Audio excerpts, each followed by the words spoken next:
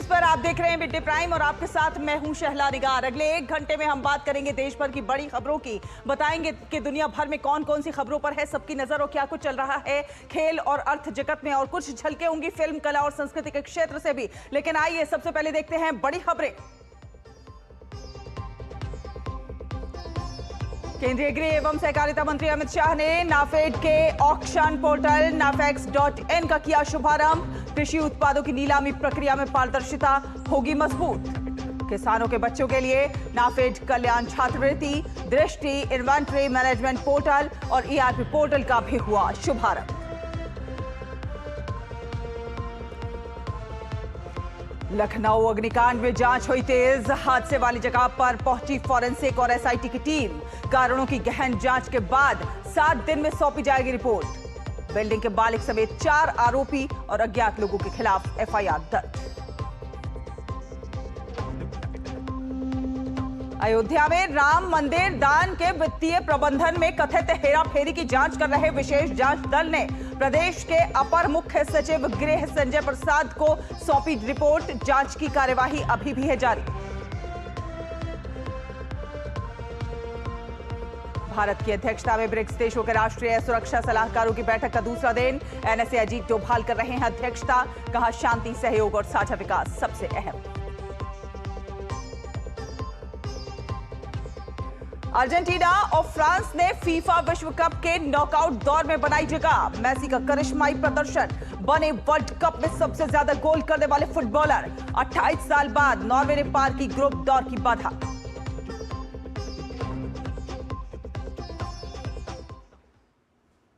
nafex.in digital कृषि पर जोर। जी हां, केंद्रीय गृह एवं सहकारिता मंत्री अमित शाह ने नई दिल्ली में नाफेड के ऑक्शन पोर्टल nafex.in और नाफेड की कई एक महत्वपूर्ण डिजिटल और किसान केंद्रित पहलों का शुभारंभ किया। इसमें किसानों के बच्चों के लिए नाफेड कल्याण छात्रवृत्ति, दलहन और तिलहन के इन्वेंट्री मैनेजमेंट के लिए दृष्टि पोर्टल, एंटरप्राइज रिसोर्स प्लानिंग को मजबूत करने के लिए ईआरपी पोर्टल और ऑक्शन पोर्टल nafex.in शामिल है। कार्यक्रम के दौरान ऑक्शन पोर्टल पर लाइव पंजीकरण का प्रदर्शन और नीलामी प्रक्रिया की भी शुरुआत की गई। और इस मौके पर केंद्रीय कृषि एवं किसान कल्याण मंत्री शिवराज सिंह चौहान भी इस पूरे कार्यक्रम में उपस्थित रहे। अमित शाह ने इस मौके पर कहा कि किसानों और खरीदार के बीच से बिचौलियों को निकलने का काम होना चाहिए। बिचौलियों की भूमिका खत्म होनी चाहिए और इसीलिए सभी किसानों को इस पोर्टल से जुड़ने की बहुत ज्यादा जरूरत है। नाफेड ने एक प्रकार से nafex.in, दृष्टि, ईआरपी और नाफेड कल्याण, ये 4 पहलों की शुरुआत की। तो वो क्रांतिकारी इसलिए है कि नाफेड जो 2014 में बंद होने की कगार पर आ गया था, आज नाफेड ये सारी पहल कर 500 करोड़ के मुनाफे के साथ 30,000 करोड़ के टर्नओवर के साथ देश के 74 लाख किसानों की सेवा कर रहा है। किसानों के लिए nafex पोर्टल की शुरुआत के अवसर पर कृषि मंत्री शिवराज सिंह चौहान ने कहा कि तिलहन या फिर दलहन की पारदर्शिता के साथ खरीदारी के लिए नाफेड ने आधुनिक तकनीक के साथ nafex पोर्टल बनाकर आसानी पैदा किया और अब रजिस्ट्रेशन के लिए उन्हें लाइन में नहीं लगना पड़ेगा। 48 घंटे में उन्हें अदायगी भी हो जाएगी। मैं तो ये तय किया है, दलहन में हमने 3 दालें, तुअर, मसूर, उड़द, जितनी किसान पैदा करेगा 100% खरीदेंगे। लेकिन खरीदी पारदर्शिता से कैसे हो, मैं नेफेड की टीम को आज बधाई देना चाहता हूं। नेफेड ने एनसीसीएफ के साथ मिलके आधुनिक तकनीकी का इस्तेमाल करते हुए कैसे पारदर्शी तरीके से खरीद हो किसान की, और न केवल खरीद हो बल्कि निश्चित समय सीमा में 48 आवर 48 घंटा तय किया है, किसान के खाते में पैसा भी पहुंच जाए। खरीदी में लाइन ना लगे तो पहले से रजिस्ट्रेशन हो जाए, पंजीकरण, निर्धारित तिथि पर बुलाना और 48 घंटे के अंदर खाते में पैसा डाल देना। यह सचमुच में नेफेड ने किसानों के हित में बहुत प्रशंसनीय काम किया है। तो चलिए आपको बताते हैं कि क्या है दरअसल NAFEX.in पोर्टल। NAFED का एक नया और आधिकारिक डिजिटल ई ऑक्शन पोर्टल है ये, जो कि कृषि उत्पादों की नीलामी प्रक्रिया को और ज्यादा अधिक पारदर्शी बनाने के मकसद से खासतौर से तैयार किया गया है। और खासतौर से तिलहन और दलहन की जो नीलामी प्रक्रिया होगी वो दोष मुक्त होती हुई अब नजर आएगी। NAFED अब तक निजी ऑनलाइन प्लेटफॉर्मों पर निर्भर हुआ करता था, लेकिन अब ये पोर्टल आ गया है। निजी ऑनलाइन प्लेटफॉर्मों की मदद से पहले कृषि उत्पादों की नीलामी की जाती थी। निजी एजेंसियां कुल व्यापार मूल्य का लगभग 0.03% लेती हैं और जो शुल्क लेती थी। और NAFED का ये जो पोर्टल है ये खरीदारों के लिए पूरी तरह से मुफ्त रहेगा, तो इससे किसानों को एक बहुत बड़ी राहत मिलेगी, साथ साथ खरीदारों को भी एक बड़ी राहत मिलती हुई नजर आएगी। बिक्री बढ़ेगी। NAFEX.in के आने से ये निर्भरता पूरी तरह से कहीं ना कहीं खत्म होती हुई नजर आएगी और बिक्री में इजाफा होता हुआ नजर आएगा। NAFEX.in के आने से हितधारकों का कहीं ना कहीं सशक्तिकरण देखने को मिलेगा। खरीदारों, किसानों और जो सहकारी समितियां हैं वो रियल टाइम बिडिंग लगाएंगे, बोली लगाएंगे। और आपको बता दें कि NAFEX.in प्रधानमंत्री नरेंद्र मोदी के सहकार से समृद्धि का जो दृष्टिकोण है उस दृष्टिकोण का प्रतीक है और उसको प्रतिबिंबित करता हुआ कहीं ना कहीं नजर आता है। प्रधानमंत्री नरेंद्र मोदी के डिजिटल इंडिया को मजबूत बनाता हुआ नजर आता है NAFEX.in पोर्टल। तो NAFED का एक नया और आधिकारिक डिजिटल ई ऑक्शन पोर्टल है जो कि कृषि उत्पादों की नीलामी प्रक्रिया को अधिक पारदर्शी बनाने के मकसद से लाया गया है। बेहद महत्वपूर्ण है क्योंकि तिलहन और दलहन की नीलामी प्रक्रिया अब दोष मुक्त होती हुई नजर आएगी। साथ साथ दूसरी बात कि NAFED कल्याण छात्रवृत्ति पोर्टल आखिर क्या है और इससे क्या कुछ लाभ होते हुए नजर आएंगे। तो किसानों के बच्चों को अब उच्च और गुणवत्तापूर्ण शिक्षा के वित्तीय मदद होती हुई नजर आएगी। मोदी सरकार की एक और कल्याणकारी महत्वाकांक्षी योजना ग्रामीण पृष्ठभूमि से आने वाले प्रतिभाशाली युवाओं को सहायता प्रदान करने, शिक्षा के माध्यम से युवाओं को आत्मनिर्भर बनाना है। तो उसकी दिशा में देखा जाए तो NAFED छात्रवृत्ति पोर्टल जो है मदद करता हुआ कहीं ना कहीं नजर आएगा। पैसे की कमी के कारण किसानों के कई बच्चों की पढ़ाई छूट जाती है। इस परेशानी को रोकना इसका मकसद है ताकि अगर किसी किसान के बच्चे के पास पैसा नहीं है तो उसकी पढ़ाई, वो शिक्षा से वंचित ना रह जाए। और योजना के पात्र जो हैं वो सीधे तौर पर किसानों के बच्चे होंगे। किसानों के बच्चों को उच्च गुणवत्तापूर्ण शिक्षा के लिए वित्तीय मदद यहां से मुहैया कराई जाएगी। तो हम जानते हैं कि मोदी सरकार की ये महत्वपूर्ण कल्याणकारी और महत्वाकांक्षी योजना के तौर पर इसे देखा जा रहा है क्योंकि ग्रामीण पृष्ठभूमि से आने वाले जो प्रतिभाशाली बच्चे हैं उनको कहीं ना कहीं उनका भविष्य सुरक्षित होता हुआ नजर आएगा और शिक्षा के माध्यम से युवा आत्मनिर्भर बनते हुए नजर आएंगे। जिन बच्चों की पढ़ाई पैसे की कमी के कारण छूट जाती थी उन बच्चों की पढ़ाई को छूटने से रोकना इसका मकसद है। अब बात की दृष्टि इन्वेंट्री मैनेजमेंट पोर्टल क्या है, तो आपको बता दें कि दृष्टि इन्वेंट्री मैनेजमेंट पोर्टल NAFED द्वारा विकसित एक अत्याधुनिक डिजिटल प्लेटफॉर्म है जो कि दलहन और तिलहन का स्मार्ट प्रबंधन करता है। पोर्टल का मुख्य उद्देश्य जो है वो बफर स्टॉक और भंडारण रियल टाइम में निगरानी करना है। बफर स्टॉक और भंडारण का किस प्रकार से रियल टाइम में निगरानी हो सके इसको सुनिश्चित करेगा। गोदामों में कृषि उत्पादों की डिजिटल रूप से देखरेख होगी और भंडारण प्रबंधन को और ज्यादा सटीक और सुचारू बनाएगा। भंडारण प्रबंधन को सटीक और स्मार्ट बनाएगा। फसलों की बर्बादी जो इस प्रकार से हो जाती थी उस पर लगाम लगाना भी इसका एक महत्वपूर्ण मकसद है। तो फसलों को बर्बादी से बचाएगा, आपूर्ति श्रृंखला को और अधिक सुव्यवस्थित बनाएगा ये पोर्टल। अब बात करते हैं कि ERP पोर्टल आखिर क्या है। तो ERP पोर्टल एक स्वदेशी और एक आधुनिक इंटरप्राइज रिसोर्स प्लानिंग पोर्टल है जो कि सक्षम और NAFED द्वारा विकसित किया गया है। NAFED की विभिन्न आंतरिक व्यावसायिक प्रक्रियाओं को यह एकीकृत करता हुआ नजर आएगा। वित्त, खरीद, मानव संसाधन और इन्वेंट्री एक डिजिटल प्लेटफॉर्म से जुड़ेंगे और NAFED के संपूर्ण संगठनात्मक संचालन में पारदर्शिता बढ़ाना इसका लक्ष्य है। प्रबंधन को और ज्यादा मजबूत करेगा। ये स्मार्ट प्रबंधन होता हुआ नजर आएगा और निर्णय लेने की क्षमता कहीं ना कहीं बेहतर होती हुई नजर आएगी। विभागों के बीच जो सूचनाओं का आदान प्रदान होता है वो रियल टाइम में होगा।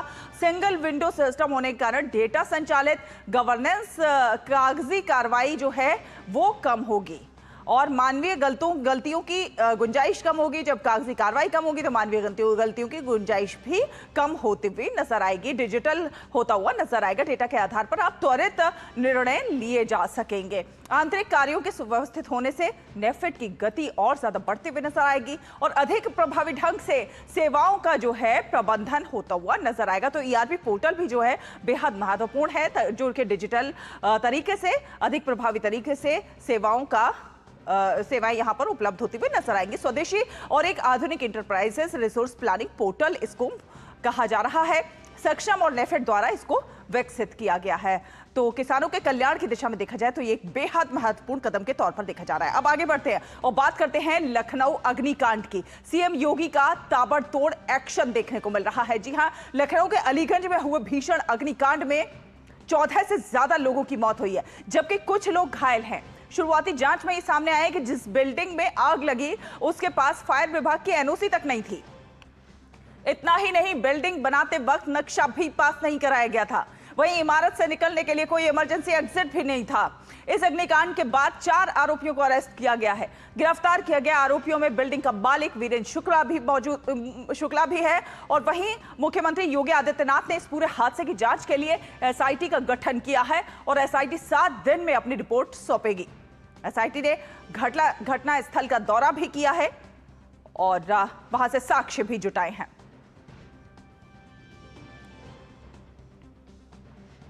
देखिए, माननीय मुख्यमंत्री जी के निर्देश पर एसआईटी का गठन हुआ है, जिसमें हम लोग यहाँ पर आए हैं। हम लोग यहाँ पर आए हुए हैं, घटना के सभी पहलुओं पर गहराई से जांच करके प्रस्तुत करेंगे और कोई भी चीज ऐसी नहीं होगी जिसको इसमें रह जाए, कोई स्टोन अनटर्न नहीं रहेगा। हम लोग पूरी तरह से जांच करके फिर बताएंगे। इस समय में हर आयाम पर हम लोग जांच करेंगे और जांच के पश्चात इस निष्कर्ष को भेजा जाएगा। तो वही फॉरेंसिक्स की टीम ने भी आग लगने की वाली जगह पर पहुंचकर सबूत जुटाए हैं। अलीगंज में हुए इस अग्निकांड के बाद बिजली विभाग के एग्जीक्यूटिव इंजीनियर गौरव कुमार को सस्पेंड कर दिया गया है। आपको बता दें कि लखनऊ विकास प्राधिकरण के भी 2 इंजीनियर सस्पेंड किए गए हैं। साथ साथ दमकल विभाग के अधिकारी कमलेंद्र कुमार को भी सस्पेंड कर दिया गया है। मुख्यमंत्री योगी आदित्यनाथ ने खुद सोमवार शाम हादसे वाली जगह का दौरा किया। राज्य सरकार ने अग्निकांड में जान गंवाने वाले लोगों के परिजनों को 5-5 लाख की सहायता राशि देने का ऐलान किया और साथ साथ घायलों को भी 50-50 हजार की सहायता दी जाएगी। केंद्र सरकार ने भी मृतकों के परिजनों को 2-2 लाख जबकि घायलों को 50-50 हजार की आर्थिक मदद का ऐलान किया है। तो इससे पहले लखनऊ में हुए इस भीषण अग्निकांड के बाद रक्षा मंत्री राजनाथ सिंह ने भी घटनास्थल का दौरा किया। साथ साथ उन्होंने मेडिकल कॉलेज में एडमिट घायलों से भी मुलाकात की और उनका हालचाल भी जाना। उन्होंने कहा कि हादसे की गहनता से जांच की जाएगी और जिम्मेदारी भी तय की जाएगी।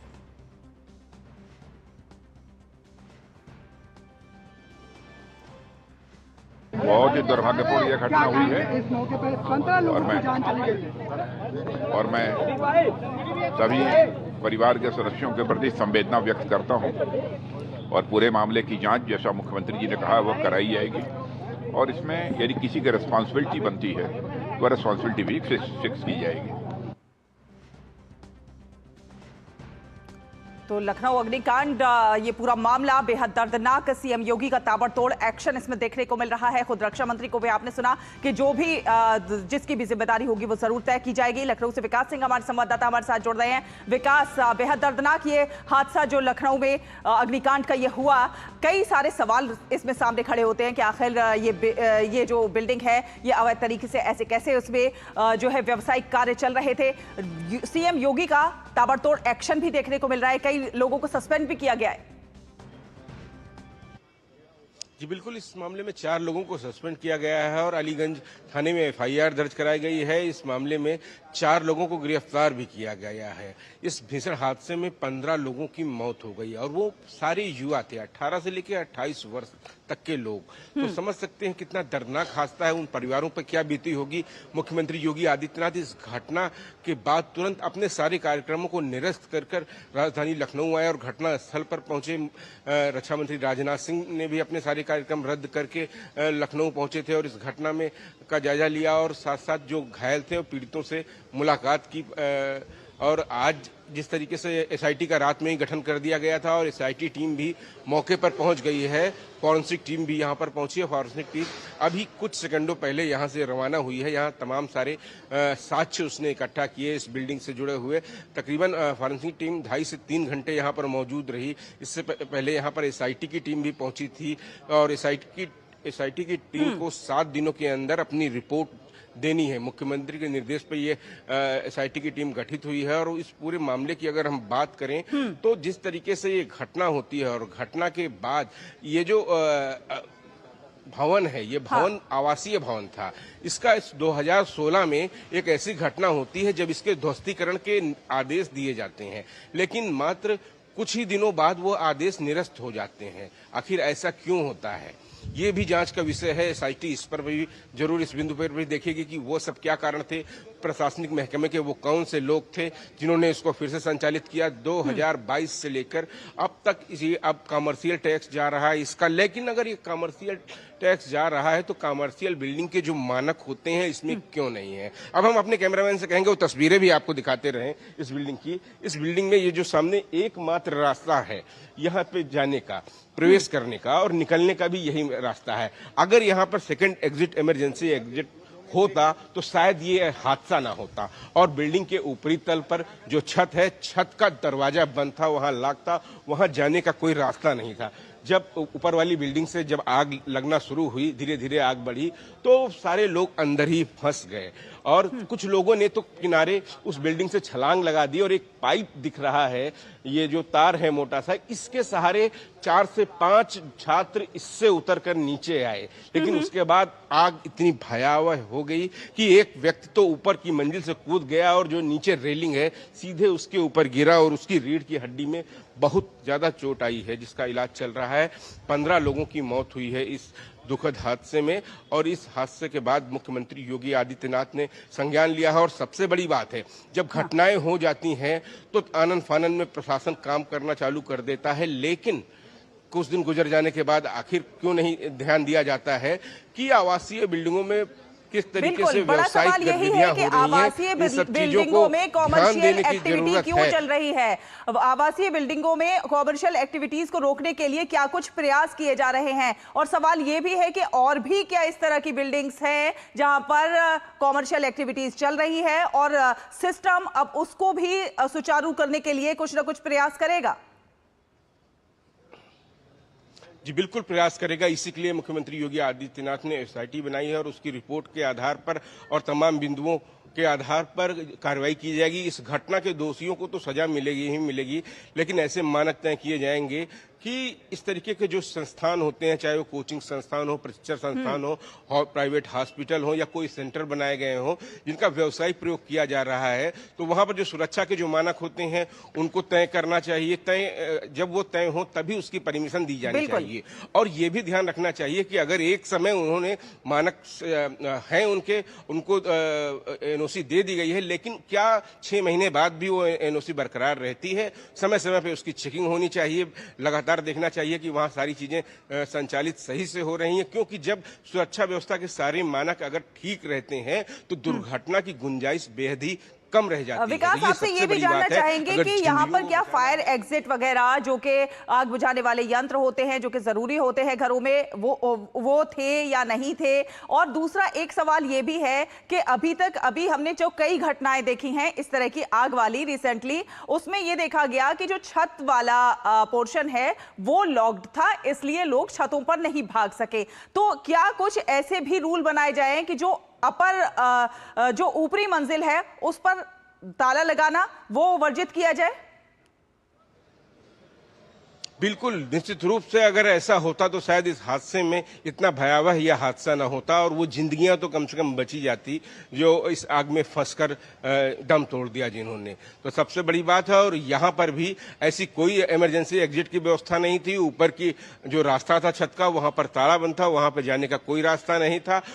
और खासतौर से अगर फायर एनओसी की बात करें तो यहाँ पर फायर सेफ्टी के लिए कोई एनओसी यहाँ पर नहीं ली गई थी। ये अभी शुरुआती दौर में पता चल रहा है। इन्हीं सब कारणों के कारण कल 4 बड़ी कार्रवाई की गई है। 4 लोगों को सस्पेंड किया गया है तत्काल रूप से, और आगे और भी अधिकारियों पर गाज गिरना तय है इस मामले में। और साथ साथ राजधानी लखनऊ समेत पूरे प्रदेश में ऐसे जो संस्थान चल रहे हैं उनकी चेकिंग बहुत जरूरी है। उनकी चेकिंग के साथ साथ निरंतर ये चेकिंग होती रहे, यह बहुत जरूरी है कि एक बार आपने चेक कर लिया, साल 2 साल के लिए छोड़ दिया तो फिर चीजें सामान्य हो जाती हैं। इनके लिए रेगुलरली एक नियमावली बनानी चाहिए कि हर 3 महीने 6 महीने में लगातार उनकी चेकिंग होती रहे, तो इनकी टेस्टिंग होती रहे कि सारे सुरक्षा के मानक पूरी तरह पुख्ता हैं। अगर हमको सारे सुरक्षा के मानक पूरी तरह पुख्ता रहें, और इस पूरे मामले में सीएम योगी का ताबड़तोड़ एक्शन जारी है। जो भी दोषी हैं उनके खिलाफ लगातार कार्रवाई हो रही है। घायलों का भी हालचाल जाना गया है और उनके लिए भी 50-50 हजार रुपए की घोषणा की गई है। बहुत बहुत धन्यवाद विकास, ये तमाम अपडेट हमारे दर्शकों से साझा करने के लिए। आगे बढ़ेंगे, बात करेंगे पश्चिम बंगाल में के बजट की, किस प्रकार से विकास और विरासत का बजट कहा जा रहा है पश्चिम बंगाल के इस बजट को। पश्चिम बंगाल में मुख्यमंत्री शुभेंदु अधिकारी द्वारा पेश बजट में विकसित बंगाल की एक झलक देखने को मिली है। बजट में राज्य सरकार ने कई बड़े और कड़े फैसले भी लिए हैं। 4.38 लाख करोड़ रुपए का बजट में मुख्यमंत्री शुभेंदु अधिकारी ने जनता की झोली भर दी है। बजट में राज्य सरकार ने मदरसा शिक्षा बजट में 62% की भारी कटौती की है और इसे 5,713 करोड़ से घटाकर 2,165 करोड़ कर दिया गया है। मदरसा शिक्षा बजट के आवंटन में 3,548 करोड़ कम किए गए हैं। सरकारी कर्मचारियों को पश्चिम बंगाल में भाजपा सरकार ने बड़ा तोहफा दिया है। सरकारी कर्मचारियों के डीए में 20% की बढ़ोतरी की गई है, जो कि कुल डीए 38% है। ये बढ़ोतरी 1 अक्टूबर से लागू होगी। राज्य सरकार ने पेंशनर्स को 20% राहत देने का प्रावधान किया है, तो विधवा दिव्यांग पेंशन में 500 रुपए बढ़ाए गए हैं। बजट में कई अहम योजनाओं का ऐलान किया गया है। अन्नपूर्णा योजना को 36,000 करोड़ रुपए, छात्राओं की पढ़ाई के लिए 50,000 करोड़ देने की बात योजना है और गर्भवती महिलाओं को 6 न्यूट्रिशन किट, महिलाओं को फ्री बस यात्रा के लिए 550 करोड़ रुपए का आवंटन, दुर्गा सुरक्षा स्क्वाड का गठन, आशा आंगनबाड़ी वर्कर्स के मानदेय में 5,000 की बढ़ोतरी और 210 नए मां आहार केंद्र खोलने की भी व्यवस्था की गई है। शुभेंदु सरकार ने जी राम जी परियोजना को 14,000 करोड़, पीएम आवास योजना को 13,000 करोड़, चालू वित्त वर्ष में 25 लाख नए लाभार्थी, नए पुल, भागीरथी मेजर ब्रिज का निर्माण और 900 करोड़ का एलिवेटेड कॉरिडोर, सुंदरबन विकास को 100 करोड़, गंगा से होगा माल परिवहन और गंगा सौंदर्यीकरण के लिए 200 करोड़ का प्रावधान किया गया है। पश्चिम बंगाल में यातायात व्यवस्था को मजबूत बनाने के लिए कल्याणी में उड़ान के तहत बनेंगे अब 3 नए एयरपोर्ट। जी हां, उड़ान के तहत 3 नए एयरपोर्ट बनेंगे और पुरुलिया, बालूरघाट, मालदा में एयरपोर्ट का निर्माण किया जाएगा। पश्चिम बंगाल में युवाओं के भविष्य का बजट में पूरा ख्याल रखा गया है और साथ साथ बजट में 1 लाख से ज्यादा सरकारी पद भरे जाने की भी घोषणा की है। तो युवाओं के साथ साथ महिलाओं को मिलेगा 33% का आरक्षण और पुलिस बल में 20,000 पद भरने की भी बात कही गई है। तो महिलाओं के लिहाज से देखा जाए, युवाओं के लिहाज से देखा जाए या फिर सरकारी लोगों के लिहाज से, सभी को कुछ ना कुछ मिलता हुआ नजर आ रहा है। सौरभ दत्ता हमारे साथ जुड़ रहे हैं ज्यादा जानकारी के साथ। सौरभ, पश्चिम बंगाल का ये पहला बजट विकास का बजट कहा जा रहा है, क्योंकि आप देखिए हर तरह से विकसित पश्चिम बंगाल की एक तस्वीर, एक रोड मैप प्रस्तुत करता हुआ ये नजर आ रहा है। साला देखिए, बिल्कुल ये जो बजट है ये हर क्षेत्र के बारे में ध्यान रखकर ये बजट किया गया है, चाहे वो महिलाएं हो, चाहे वो युवाएं हो, बुजुर्ग हो, सभी क्षेत्र के, किसान हो, मजदूर हो, जो उद्योगपति हो, सबके लिए इस बजट में कुछ ना कुछ है।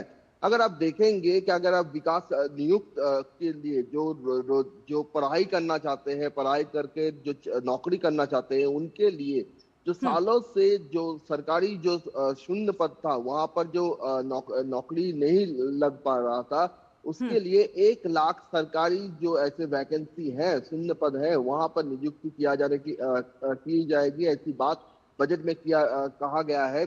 और इसमें से इस 1 लाख में भी शिक्षक के लिए, पर अध्यापक के लिए 50,000 रखे गए हैं, क्योंकि शिक्षा वो चीज है जो आने वाली पीढ़ी को बनाती है। तो स्कूल में छात्राएं तो यहाँ पर थी, लेकिन शिक्षक नहीं थे, तो उसके लिए शिक्षक घोटाले की भी आप जानते हैं कि बहुत सारी शिक्षक घोटाले की भी मामले ममता बनर्जी के शासनकाल में सामने आया है। तो उसी को लेकर शिक्षक भर्ती, उसको प्रायोरिटी दिया गया है। पुलिस में जो सिविक और ग्रामीण पुलिस नियुक्त करके एक तरीके से एक दल तंत्र यानी पार्टी सिस्टम बनाया गया था। जो पार्टी के करीब थे वही पुलिस के ग्रामीण विलेज या फिर ग्रामीण पुलिस या फिर सिविक के तौर पर काम करते थे। लेकिन जो होमगार्ड के जो पोस्ट है या फिर पुलिस के जो अपनी पोस्ट है वो खाली थी, तो वहां पर भी 20,000 की नियुक्ति की बात की गई है। 1,000 ईस्टर्न फ्रंटियर रेफरेंस की बात की गई है, बाकी 30,000 अन्य सरकारी जो दफ्तर है वहां पर बात किया गया है। अब महिला के लिए एक तरफ जो पिछड़े वर्ग के महिलाएं हैं उनको सशक्त करने के लिए जैसे एक तरीके से उनके पास अन्नपूर्णा योजना है, ऊपर से जो महिलाएं बाहर निकलकर काम करती हैं उनके ऊपर दबाव ना पड़े, वो और अच्छी तरह से अपने परिवार की देखभाल कर सके। तो इसके लिए भी फ्री बसेस जो है उसमें फ्री बसेस राइड वो चलेगा, उसकी व्यवस्था की गई है। जो छात्री जो है गर्ल स्टूडेंट जो है उनकी कम उम्र में विवाह ना हो, इस बात को ध्यान में रखकर, ड्रॉप आउट ना हो, इस बात को ध्यान में रखकर अगर वो कॉलेज तक जाती है तो उनको एक कालीन 50,000 रुपया मिलेगा। ये भी घोषणा बजट में किया गया है। ये बहुत बड़ी घोषणा है, ये बहुत बड़ी घोषणा है छात्राओं की पढ़ाई को लेकर, क्योंकि हम जानते हैं कि छात्राएं कई बार पैसे की वजह से उनका जो है ड्रॉप आउट हो जाता है और वो स्कूल जाना छोड़ देती हैं। साथ साथ बात करें तो हम किस प्रकार से सौंदर्यीकरण के लिहाज से वहां पर पश्चिम बंगाल में जो है उस लिहाज से भी बजट में प्रावधान है, और इंफ्रास्ट्रक्चर का किस प्रकार से और ज्यादा सुदृढ़ किया जा सके, विकास की रफ्तार दौड़ सके, उसके लिए भी किया गया है। बुनियादी ढांचे की अगर आप बात करें तो वो भी निवेश की जो एक शर्त होता है कि बुनियादी ढांचा मजबूत होना चाहिए। इसके लिए आप देखें तो यहाँ पर कोलकाता एयरपोर्ट के ऊपर अभी जो प्रेशर है उसके चलते एक और एयरपोर्ट बनने की जरूरत आ पड़ी है, और इसी के लिए कल्याणी एक्सप्रेस वे के करीब कल्याणी में 1,000 से 1,500 एकड़ जमीन दिया गया है नए एयरपोर्ट के लिए। साथ ही साथ उड़ान प्रोजेक्ट के तहत पुरुलिया में, मालदा में या जैसे छोटे शहर है वहां पर भी कुछ एयर बेस तैयार किया जाए, इस बात पर ध्यान दिया गया है।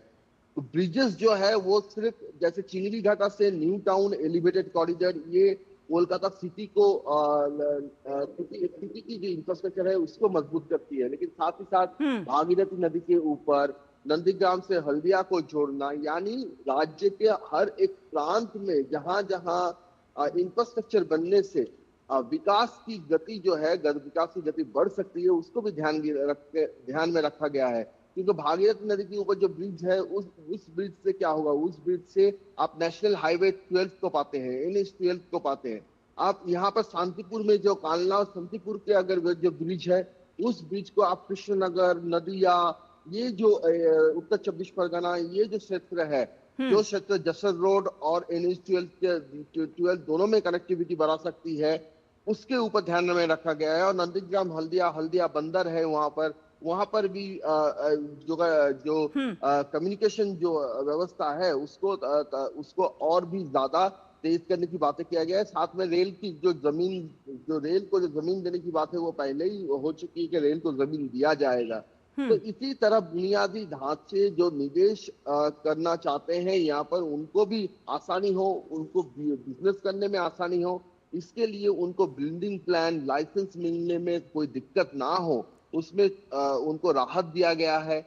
और साथ ही साथ जो तोलाबाज सिंडिकेट का जो आरोप ममता बनर्जी के शासनकाल में लगातार देखने को मिल रहा था, इसके लिए एक नया कानून तोलाबाज की खात्मा करने के, सिंडिकेट राज की खात्मा करने के लिए कहा गया है। और साथ ही साथ जो रात भर जो लेबर आइन है उसमें सुधार लाकर रात भर रेस्टोरेंट, शॉप, एस्टेब्लिशमेंट शॉप जो है वो खुले रहे, इसका भी व्यवस्था किए जाने की बात इस बजट में किया गया। और किसानों के लिए भी बहुत कुछ कहा गया है, और इसीलिए हम कह रहे हैं कि ये विकसित पश्चिम बंगाल का बजट है। बहुत बहुत धन्यवाद सौरभ, ये तमाम जानकारी हमारे दर्शकों से साझा करने के लिए।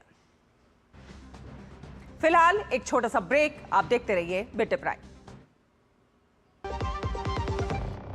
यार कैसे ले पाएंगे घर? नहीं, आज गर्मी बहुत है ना? यस, बहुत ही ज्यादा। पापा, घर खरीदने की planning is not easy. Vini, long term savings का बेस्ट प्लान बताना। LIC protection plus plan. LIC और सेविंग्स? यस, इसमें इंश्योरेंस और फंड्स दोनों में इन्वेस्ट करके गोल्स के हिसाब से सम अश्योर्ड एडजस्ट कर सकते हो। LIC protection plus plan, future insured, growth assured.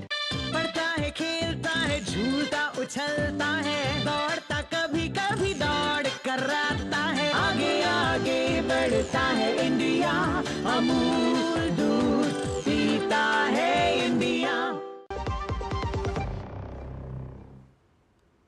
Break के बाद स्वागत है आप सभी का। आप देख रहे हैं मिड डे प्राइम और मिड डे प्राइम में अब हम बात करेंगे फर्टिलाइजर कवच किस प्रकार से और ज्यादा मजबूत होता हुआ नजर आ रहा है। तो भारत की उर्वरक सुरक्षा को और ज्यादा मजबूत करने की दिशा में एक महत्वपूर्ण उपलब्धि के रूप में urea, di ammonium phosphate, DAP और सल्फर की आवश्यक खेप ले जा रहे 4 मालवाहक जहाजों ने पिछले सप्ताह सफलतापूर्वक हॉर्मुज स्ट्रेट को पार कर लिया है। जी हां, वैश्विक व्यापार संबंधी चुनौतियों के बीच ये जहाज वर्तमान में देश भर में अपने निर्धारित बंदरगाहों कृष्णापट्टनम, काकीनाडा, पारादीप और मुंद्रा की ओर बढ़ रहे हैं और इन बंदरगाहों पर पहुंचने के बाद ये आयातित उर्वरकों की खेप तुरंत उतारी जाएगी, जिससे देश के मौजूदा उर्वरक भंडार को और ज्यादा सुदृढ़ किया जा सकेगा।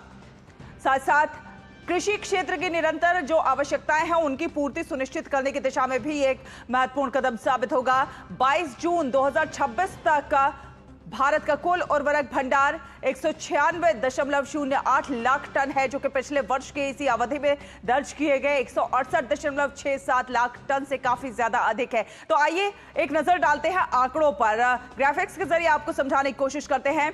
दरअसल देश के उर्वरक भंडार को इससे कैसे मजबूती मिलती हुई नजर आएगी। 81.44 लाख टन यूरिया, जो कि पिछले वर्ष के 69.21 लाख टन से अधिक है। DAP 20.92 लाख टन, जो कि पिछले वर्ष के 16.0 लाख टन से अधिक है।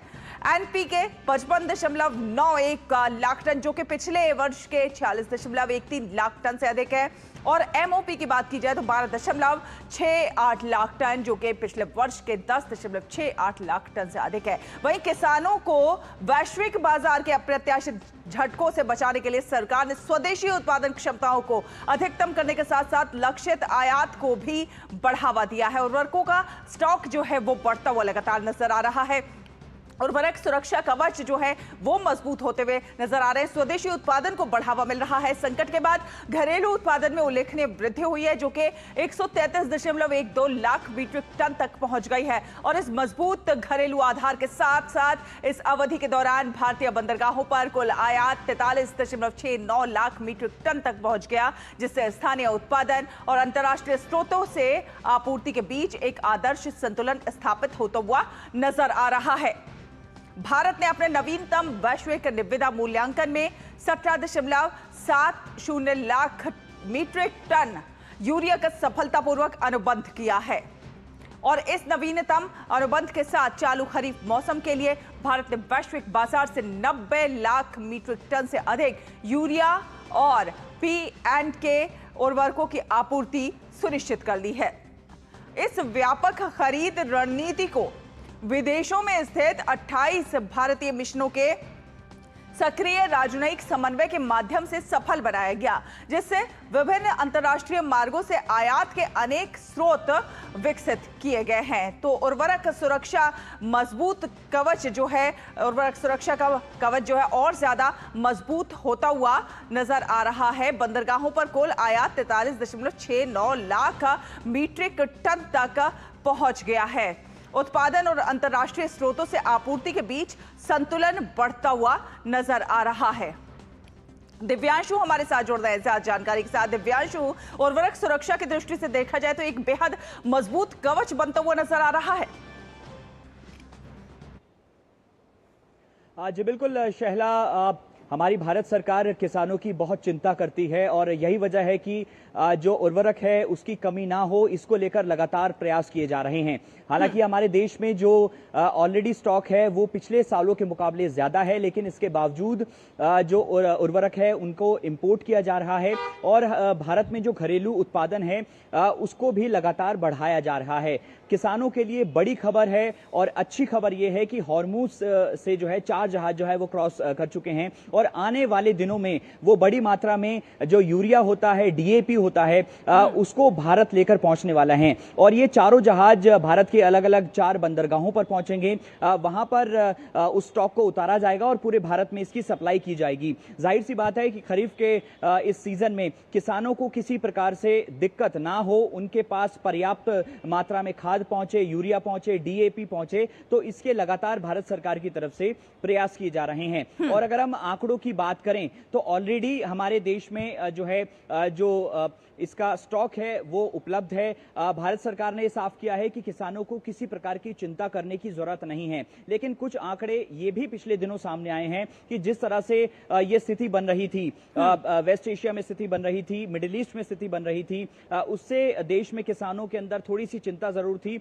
और उससे जो डिमांड है वो कहीं ना कहीं बढ़ती हुई नजर आई। हालांकि उस डिमांड को भी जो है वो उसकी पूर्ति की गई, लेकिन फिलहाल 4 जहाज भारत पहुंचने वाले हैं। उम्मीद है कि आने वाले दिनों में वो सकुशल भारत पहुंचेंगे और पूरे भारत में किसानों को इस यूरिया और डीएपी का जो है उसकी आपूर्ति होगी। कहीं ना कहीं दिव्यांशु, प्रधानमंत्री नरेंद्र मोदी की जो प्रतिबद्धता है किसानों के कल्याण की, किसानों की आय को दोगुनी करने की, उस दिशा में भी एक महत्वपूर्ण कदम है, क्योंकि किसानों को वैश्विक चिंताओं का सामना ना करना पड़े और देश में खेती किसानी अच्छे से हो सके, उस दिशा में लगातार कदम आगे बढ़ाए जा रहे हैं।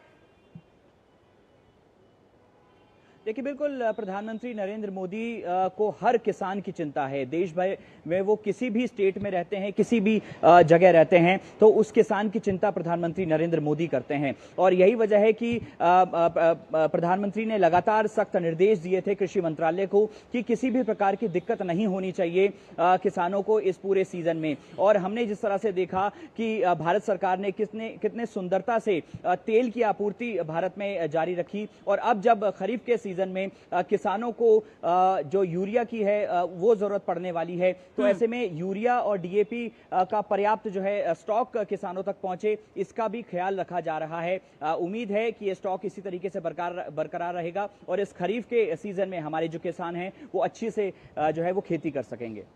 बिल्कुल, तो फर्टिलाइजर कवच जो है कहीं ना कहीं और ज्यादा मजबूत होता जा रहा है और इससे किसानों के लिए एक राहत भरी और एक अच्छी खबर के तौर पर हम उसे देख रहे हैं, क्योंकि बंदरगाह पहुंचते ही उतारी जाएगी ये उर्वरकों की खेप। उर्वरकों का कहीं ना कहीं स्टॉक बढ़ता हुआ नजर आ रहा है। जिस तरह से ये स्टॉक बढ़ रहा है दिव्यांशु, इससे क्या कुछ फायदा भविष्य में होता हुआ नजर आएगा? देखिए, बिल्कुल हमारा जो देश है वो कृषि प्रधान देश है।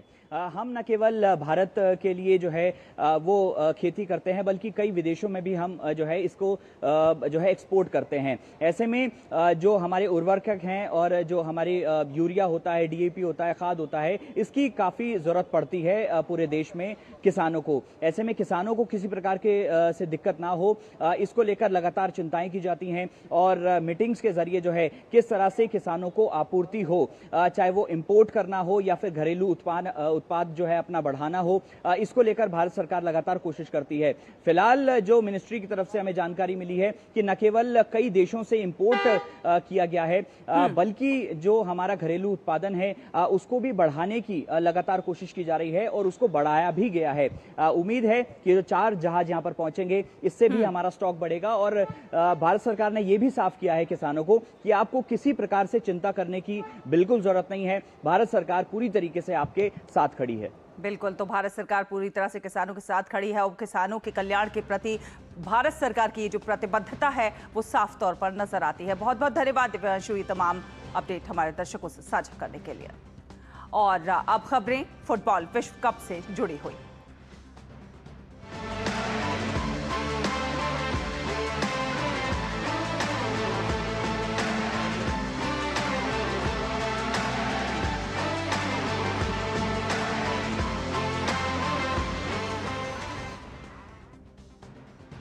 तो फीफा 2026 का खुमार जो है लोगों के सर चढ़कर दौड़ रहा है दिग्गजों के नॉकआउट सफर की हम बात कर रहे हैं। लियोनेल मेसी का फीफा विश्व कप में कमाल का खेल दिखाने का दौर लगातार जारी है। पहले अल्जीरिया के खिलाफ उन्होंने हैट्रिक लगाई और अब ऑस्ट्रिया के खिलाफ गोल दाग खुद को विश्व कप में all time lead goal scorer के तौर पर उन्होंने सामने ला दिया है। Messi magic continue. FIFA world cup में मेसी की धूम। अल्जीरिया के बाद अब ऑस्ट्रिया भी उड़ा मेसी तूफान में। फीफा वर्ल्ड कप में अर्जेंटीना का दूसरा मुकाबला ऑस्ट्रिया से था, जहां मेसी ने पहले हाफ में फैकुंडो मेडिना से मिले शानदार पास को गोल में बदलकर अर्जेंटीना को न सिर्फ 1-0 से आगे किया, बल्कि जर्मनी के पूर्व दिग्गज स्ट्राइकर मिरोस्लाव क्लोस के 16 गोलों के सर्वकालिक रिकॉर्ड को भी तोड़ दिया। हालांकि मेसी यही नहीं रुके और मैच खत्म होने से चंद मिनट पहले उन्होंने दूसरा गोल कर अर्जेंटीना की 2-0 की जीत पर मोहर लगा दी और विश्व कप में गोल करने की अपनी संख्या को 18 तक पहुंचा दिया। मेसी अब विश्व कप में all time lead goal scorer हैं। मेसी ने साल 2026 के इस वर्ल्ड कप में कदम रखने से पहले 5 वर्ल्ड कप में कुल 13 गोल किए थे। विश्व कप में मेसी के कमाल को देखा जाए तो इस खिलाड़ी ने साल 2006 में अपना पहला गोल किया। वहीं 2014 के विश्व कप में उन्होंने टीम को फाइनल तक पहुंचाया, जबकि 2022 के विश्व कप में टीम को विश्व चैंपियन बनाया और अब 2026 में 18 गोलों के साथ गोलों के सम्राट के तौर पर खुद को सामने ला दिया है। मेसी की कामयाबी की ये कहानी इसलिए भी दिलचस्प है क्योंकि साल 2016 में कोपा अमेरिका का फाइनल न जीत पाने के बाद मेसी ने अंतर्राष्ट्रीय करियर को अलविदा कह दिया था, लेकिन फैंस के भरोसे ने उन्हें वापस फुटबॉल के पिच पर ला दिया और आज 10 साल बाद एक बार फिर अर्जेंटीना इस खिलाड़ी से बैक टू बैक विश्व कप जीतने की उम्मीद लगाए बैठा है। Sports desk, DD news. तो फीफा विश्व कप में फ्रांस ने शानदार प्रदर्शन करते हुए इराक को 3-0 से हराकर लगातार दूसरी जीत दर्ज की और फिलाडेल्फिया में खेले गए इस मुकाबले में स्टार स्ट्राइकर किलियन एम्बाप्पे ने 2 गोल दागकर टीम की जीत में बेहद अहम भूमिका निभाई और इस जीत के साथ फ्रांस ने राउंड ऑफ 32 में जगह बना ली है। खराब मौसम और बिजली गिरने की आशंका के कारण दूसरे हाफ की शुरुआत 2 घंटे से ज्यादा देरी से हुई, लेकिन फ्रांस की लैब पर इसका कोई भी असर पड़ता हुआ नजर नहीं आया। एम्बाप्पे ने 14वें मिनट में शानदार गोल कर फ्रांस को बढ़त दिलाई तो दूसरे हाफ में इराकी गोलकीपर की गलती का फायदा उठाकर उन्होंने अपना दूसरा गोल भी कर डाला और इसके बाद ओस्मान डेम्बेले ने तीसरा गोल करके फ्रांस की जीत पर मोहर लगा दी। इस जीत के साथ फ्रांस ग्रुप आई में 6 अंकों के साथ शीर्ष पर पहुंच गया, जबकि इराक अब भी जीत का खाता नहीं खोल पाया है। वहीं एम्बाप्पे ने अब वर्ल्ड कप में 16 गोल पूरे कर लिए हैं और वो सर्वाधिक गोल करने वालों की सूची में मिरोस्लाव क्लोस के साथ संयुक्त रूप से दूसरे स्थान पर पहुंच गए हैं। उनसे आगे सिर्फ मेसी हैं, जिन्होंने 18 गोल के साथ नया रिकॉर्ड बनाया है। तो फ्रांस का ये विजयी मार्च जारी है। एम्बाप्पे के 2 गोल की बदौलत इराक को 3-0 से शिकस्त दी और आपको बता दें कि नॉर्वे ने सेनेगल को 3-2 से हराकर लगातार दूसरी जीत दर्ज की है और राउंड ऑफ 32 में अपनी जगह पक्की कर लिया है। न्यू जर्सी में खेले गए इस मुकाबले में स्टार स्ट्राइकर अर्लिंग हालांड ने 2 गोल दागकर जीत के वो हीरो बनते हुए नजर आए। पहले हाफ के अंत में मार्क्स पेडरसन ने नॉर्वे को बढ़त दिलाई और उसके बाद दूसरे हाफ में हालांड ने मार्टिन ओडेगार्ड के शानदार पास पर गोल कर स्कोर 2-0 किया और विश्व कप में नॉर्वे के सर्वकालिक शीर्ष गोल स्कोरर बन गए। सेनेगल के लिए इस्माइल यासार ने 2 गोल करके मुकाबले को रोमांचक बना दिया। हालांकि हालांड अपना और टीम का तीसरा गोल करके टीम को 3-2 से आगे कर दिया। हालांड लगातार 12 प्रतिस्पर्धी मैचों में नॉर्वे के लिए गोल कर चुके हैं और पिछले 6 मैचों में हर बार कम से कम 2 गोल उन्होंने दागे और इस जीत के साथ नॉर्वे ने ग्रुप आई से फ्रांस के साथ नॉकआउट दौर में प्रवेश कर लिया, जबकि सेनेगल की उम्मीदें अब इराक के खिलाफ अंतिम मैच पर टिकी हुई हैं।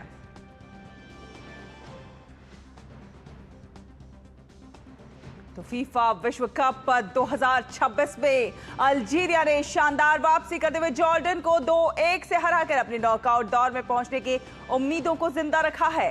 सैन फ्रांसिस्को में खेले गए मुकाबले में जॉर्डन ने पहले हाफ में बढ़त बनाई, लेकिन दूसरे हाफ में अल्जीरिया ने जोरदार प्रदर्शित करते हुए मैच अपने नाम कर लिया। जॉर्डन ने 36वें मिनट में निजार अल रशदान के बेहतरीन गोल की बदौलत बढ़त हासिल की। हालांकि दूसरे हाफ में अल्जीरिया ने लगातार दबाव बनाए रखा और 69वें मिनट में रियाद महरेज के कॉर्नर पर नादिर बैनबोआली ने शानदार हेडर लगाकर स्कोर 1-1 कर दिया। इसके बाद 82वें मिनट में अमीन गोयरी ने कॉर्नर से बने मौके का फायदा उठाते हुए विजयी गोल दाग दिया। तो गौरव हमारे साथ जुड़ रहे हैं, गौरव कुमार हमारे संवाददाता। गौरव, मेसी का बेहद शानदार रिकॉर्ड फीफा विश्व कप का जिस तरह से रोमांच लोगों के सर चढ़कर बोल रहा है, मेसी के इस शानदार रिकॉर्ड को आप किस तरह से देखते हैं?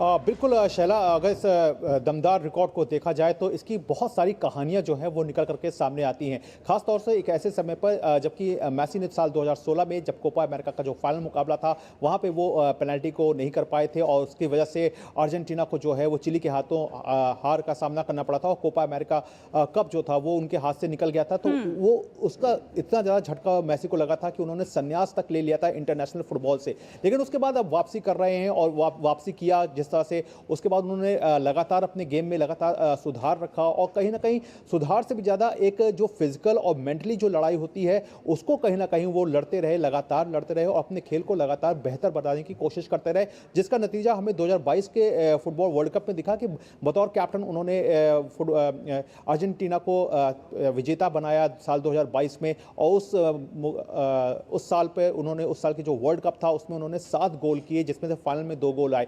अभी की बात कर ले इस बार तो और भी बेहतर तरीके से वो अपने आप को निखार करके सामने लेकर के आए हैं, जहां पे अल्जीरिया के खिलाफ हमने देखा कि किस तरह से शानदार उन्होंने हैट्रिक लगाई और आज उन्होंने 2-0 से अर्जेंटीना को ऑस्ट्रिया के खिलाफ जो है वो जीत दिलाई है। तो ये सब पूरी बातें आपको दिखाती हैं कि मेसी का खुद का अंदर का जो कॉन्फिडेंस लेवल है, जो एक जीतने की जो एक भूख होती है, जो एक आगे बढ़ने की टीम को विजेता लेकर जाने की, जो कि एक वो कई बार अपनी बातों में कह भी चुके हैं कि वो अपने गेम को जब भी वो अपने नेशन के लिए खेलते हैं तो वो अपने गेम को बहुत ज़्यादा एंजॉय करते हैं, बहुत ज़्यादा उसको एक हल्के रूप में लेते हैं और एक उनकी कोशिश यही रहती है कि पूरी टीम जो है वो एकजुट रहे, एक साथ आगे बढ़े और कम से कम जो एक ख्याति मैराडोना के समय पे अर्जेंटीना को प्राप्त थी वही ख्याति जो है वो यहाँ पर एक बार फिर से दिखाई दे। तो इसके लिए ये सारे जो प्रयास हैं उनके वो सफल होते हुए नजर आ रहे हैं और इसमें बड़ी बात यह है कि जो उनकी टीम के जो साथी खिलाड़ी हैं वो भी इसमें बखूबी अपना योगदान जो है वो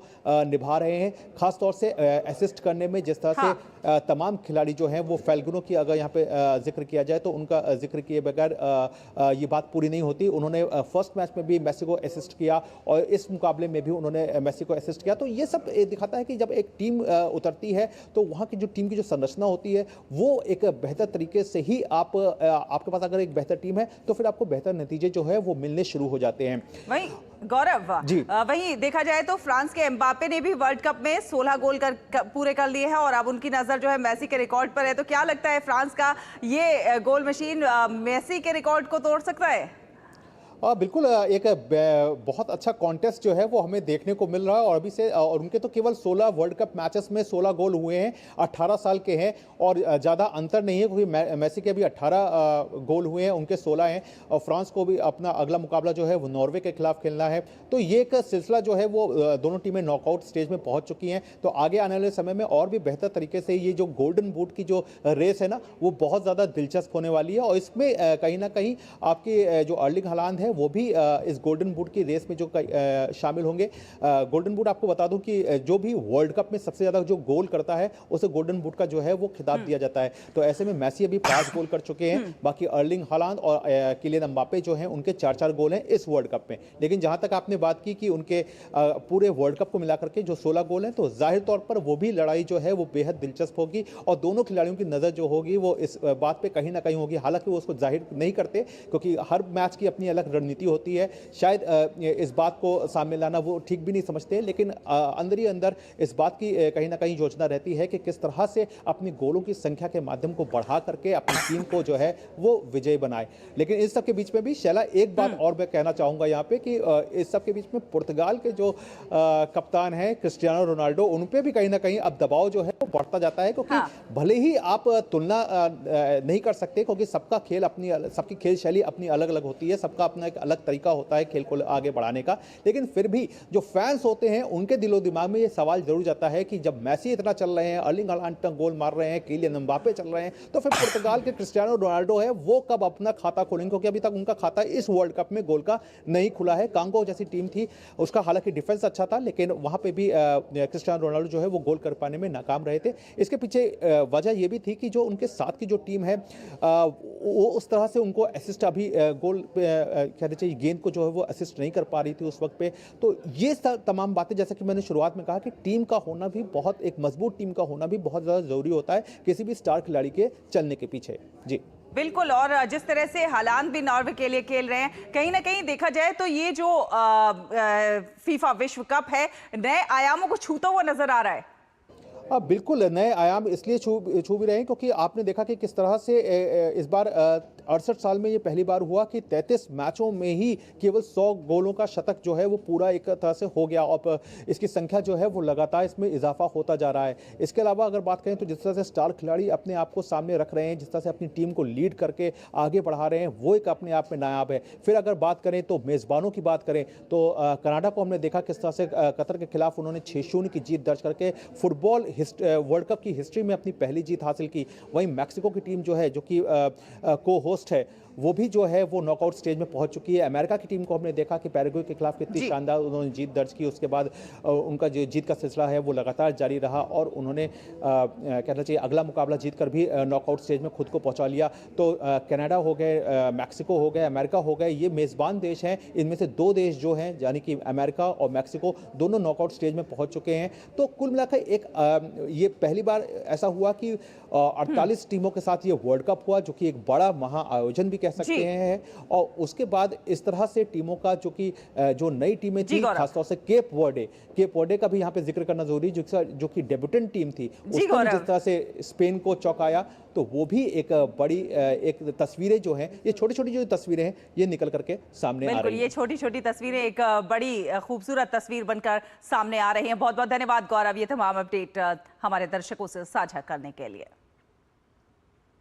और आगे बढ़ेंगे, बात करेंगे आपातकाल की। आपातकाल भारत के इतिहास का सबसे काला अध्याय है। 21 महीने तक रही इमरजेंसी के उस दौर में कई मासूम लोगों ने भी बर्बर तानाशाही के जुल्म सहे। दक्षिण भारतीय फिल्म अभिनेत्री स्नेहलता रेड्डी भी उन्हीं लोगों में से एक थी जो कि इमरजेंसी की बलि चढ़ गई थी। आपातकाल के दौरान स्नेहलता को जेल में डाल दिया गया, उन्हें मारा पीटा जाता था। जेल में स्नेहलता रेड्डी को अंतहीन यातनाएं दी जाती थी और प्रताड़ित किया जाता था।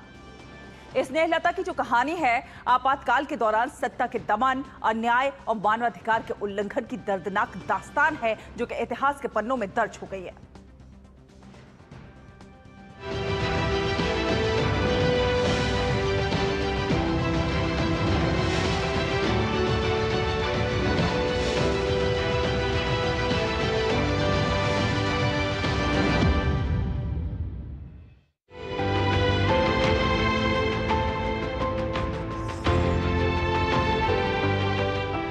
ये महिला कौन है? हम में से अधिकांश लोग इन्हें नहीं पहचानते होंगे, क्योंकि इनकी कहानी देश की नई पीढ़ी से हमेशा छिपाई गई है। ये दक्षिण भारतीय फिल्मों की लोकप्रिय अभिनेत्री स्नेहलता रेड्डी है, लेकिन यह इनका एकमात्र परिचय नहीं है। स्नेहलता रेड्डी आज से 50 साल पहले इस देश पर थोपी गई बर्बर तानाशाही का एक ऐसा प्रतीक है जिनके बारे में हर किसी को जानना चाहिए। स्नेहलता रेड्डी वर्ष 1970 के राष्ट्रीय फिल्म पुरस्कार से सम्मानित हुई थी। उन्होंने कई कन्नड़, तमिल और तेलुगु फिल्मों में काम किया था।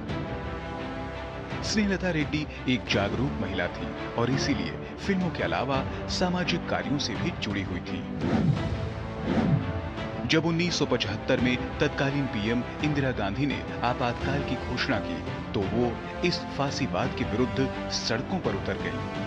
उन्होंने इमरजेंसी के विरोध में शांतिपूर्ण प्रदर्शन किया, लेकिन तब की इंदिरा सरकार के लिए स्नेहलता का इससे भी बड़ा दोष ये था कि वो समाजवादी नेता जॉर्ज फर्नांडिस की मित्र थी। इमरजेंसी के दौरान जॉर्ज फर्नांडिस फरार थे और पुलिस को संदेह था कि स्नेहलता रेड्डी को उनके छिपने की जगह का पता है। इसके बाद स्नेहलता के साथ जो कुछ किया गया वो जानकर आप सिहर जाएंगे। 2 मई 1976 को स्नेहलता को maintenance of internal security act यानी बीसा के अंतर्गत बंदी बना लिया गया। ये वही एक्ट है जिसके तहत आपातकाल में अधिकतर गिरफ्तारियां हुई थी। बेंगलुरु जेल में उन्हें ऐसी कोठरी में रखा गया जहां एक व्यक्ति भी कठिनाई से रह पाता। पत्रकार कुलदीप नैयर ने अपनी पुस्तक इमरजेंसी रिटोल्ड में बताया है कि जेल में स्नेहलता की कोठरी में पेशाब घर की जगह पर कोने में एक छेद बना हुआ था और दूसरे छोर पर लोहे का एक जालीदार दरवाजा लगा था। कन्नड़ की इस प्रख्यात अभिनेत्री को जेल के फर्श पर सोकर कई रातें बितानी पड़ी। पूरे 8 माह तक स्नेहलता रेड्डी को जेल में प्रताड़नाएं दी गई। जेल में रहते हुए स्नेहलता रेड्डी ने एक डायरी लिखी थी जिसे कर्नाटक मानवाधिकार समिति ने 1977 में अ प्रिजन डायरी के नाम से प्रकाशित किया था। इसमें जेल में अपने ऊपर हुए अत्याचारों का विवरण देते हुए स्नेहलता ने लिखा, जैसे ही एक महिला अंदर आती है उसे बाकी सभी के सामने नग्न कर दिया जाता है। जब किसी व्यक्ति को सजा सुनाई जाती है तो उसे पर्याप्त सजा दी जाती है। क्या मानव शरीर को भी अपमानित किया जाना चाहिए? इन विकृत तरीकों के लिए कौन जिम्मेदार है? आपातकाल में देश के अधिकांश विपक्षी नेताओं को जेल में डाल दिया गया था। इनमें अटल बिहारी वाजपेयी और लाल कृष्ण आडवाणी भी थे। उन्हें भी बेंगलुरु की जेल में ही रखा गया था। स्नेहलता रेड्डी की कालकोठरी जेल में उनके बगल में ही थी। अटल बिहारी वाजपेयी और लाल कृष्ण आडवाणी ने बाद में बताया था कि कारावास के समय उन्हें किसी महिला की चीखने की आवाज सुनाई देती थी। बाद में पता चला कि वह कन्नड़ अभिनेत्री स्नेहलता रेड्डी थी। उसी जेल में बंद मधु दंडवते ने लिखा है कि रात को स्नेहलता की हृदय भेदी चीखें मेरे सिर तक आती थी। मैं सोचता था यदि ईश्वर है तो उसे यह अधर्म क्यों नहीं दिखता। छोटे बच्चों सी सरलता और चपलता से भरपूर इस कलाकार को जिस बेदर्दी से मार डाला गया, उसे याद करके आज भी रोंगटे खड़े हो जाते हैं। स्नेहलता अस्थमा रोगी थी, फिर भी जेल में उन्हें उपचार नहीं दिया गया, बल्कि उल्टा कठोर यातनाएं बढ़ा दी गई। ये बातें उन्होंने ही मानवाधिकार कार्यकर्ताओं को बताई थी। जब उनकी हालत दिन ब दिन बिगड़ने लगी, 8 महीने बाद 15 जनवरी 1977 को उन्हें पेरोल पर रिहा कर दिया गया। रिहाई के सिर्फ 5 दिन बाद ही स्नेहलता रेड्डी का हार्ट अटैक से निधन हो गया। स्नेहलता पर आरोप लगाया गया था कि वो डायनामाइट से दिल्ली के संसद भवन और अन्य मुख्य इमारतों को उड़ाना चाहती थी, जो बाद में साबित नहीं हो सका। यानी झूठे आरोपों में स्नेहलता को गिरफ्तार कर प्रताड़ित किया गया और उन्हें मौत के मुंह में धकेल दिया गया। स्नेहलता अकेली नहीं, ऐसी कई युवतियां और युवक थे जिनका इमरजेंसी के नाम पर अंत कर दिया। स्वतंत्र भारत ने इससे पहले न ऐसा फांसीवाद देखा न इसके बाद।